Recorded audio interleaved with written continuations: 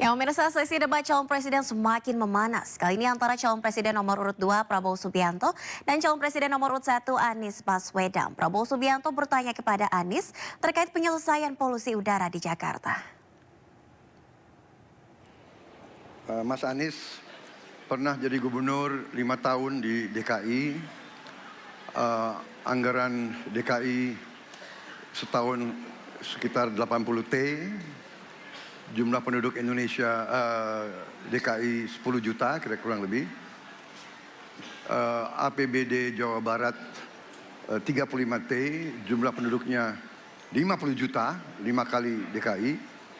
Tetapi selama Mas Anies mimpin, sering sekali DKI menerima indeks polusi tertinggi di dunia.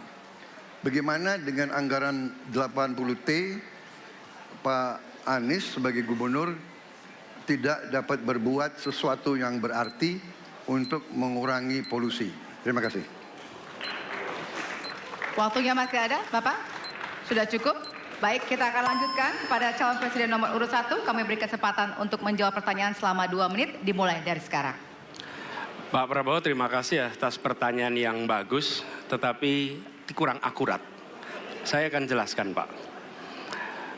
Ketika satu daerah mengatakan di tempat kami tidak ada COVID, di tempat kami COVID banyak, lalu yang tidak ada COVID kami tanya, kenapa tidak ada COVID? Nah, kami nggak punya alat testing, Pak. Karena tidak punya alat testing, maka tidak ada COVID. Yang punya alat testing, maka ada COVID. Saya tidak tanya COVID, saya tanya polusi. Boleh saya selesaikan dulu? Ya. Jadi, apa yang terjadi? Di Jakarta kami memasang alat pemantau polusi udara.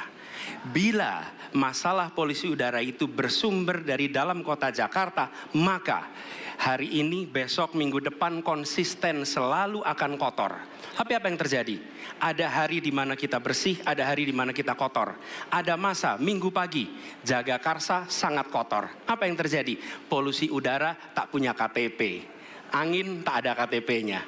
Angin itu bergerak dari sana sini. Ketika polutan yang muncul dari pembangkit listrik tenaga uap mengalir ke Jakarta, maka Jakarta punya indikator, karena itu Jakarta mengatakan ada polusi udara. Ketika anginnya bergerak ke arah Lampung, ke arah Sumatera, ke arah Laut Jawa, di sana tidak ada alat monitor, maka tidak muncul. Dan Jakarta pada saat itu bersih.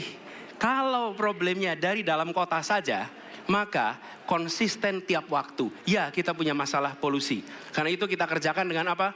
Kita lakukan, Pak. 1, dengan pengendalian emisi dari kendaraan bermotor. Dan pengujian emisi sekarang wajib. Yang kedua, elektrifikasi kendaraan umum. Yang ketiga, konversi kendaraan umum. Dan dulu yang naik kendaraan umum hanya 350.000 per hari, sekarang 1 juta per hari. Jadi itu kita kerjakan untuk menangani soal polusi di Jakarta. Baik. Masih ada waktu, Bapak? Cukup? Ya. Kami persilakan kepada calon presiden nomor urut 2 untuk kemudian menanggapi jawaban dari calon presiden nomor urut 1. Waktu Bapak 1 menit dimulai dari sekarang. Ya, susah kalau kita menyalahkan angin dari mana saja, ya. Jadi saya bertanya dengan anggaran segitu besar, jumlah penduduk, ya, langkah-langkah yang bisa dilakukan untuk dengan real dalam 5 tahun mengurangi polusi, juga di mana rakyat Jakarta begitu banyak yang mengalami sakit pernafasan. Jadi saya kira kalau kita dengan gampang menyalahkan angin, hujan dan sebagainya, ya mungkin tidak perlu ada pemerintahan kalau begitu, ya. Terima kasih. Masih ada waktu? Akan menambahkan? Cukup. Cukup. Baik, selanjutnya kami berikan kesempatan kepada calon presiden nomor urut 1 untuk menanggapi tanggapan dari calon presiden nomor urut 2. Waktunya 1 menit, dimulai dari sekarang. Ya, inilah bedanya yang berbicara pakai data, yang berbicara pakai fiksi. Okay? Dia pakai data. Jadi ketika ditunjukkan, ya memang ada sumber polutan dari dalam kota. Tapi kalau sumber polutan itu hanya dari dalam kota, maka Pak pakai logika sederhana sekali. Jumlah motor dari hari ke hari sama, jumlah mobil dari hari ke hari sama. Maka harusnya angka polusinya sama setiap waktu, betul tidak? Tapi Jumlah motor sama, jumlah mobil sama, ada. Kita sangat polusi. Ada sisi sangat tidak polusi. Nanti kalau perlu saya kirimkan gambar satelitnya kepada Bapak. Supaya Bapak bisa menyaksikan. Dan inilah mengapa kita mengambil langkah itu pakai ilmu pengetahuan, pakai data, dan menggunakan saintis untuk terlibat. Kalau tidak pakai itu, maka nggak akan ada langkah yang benar.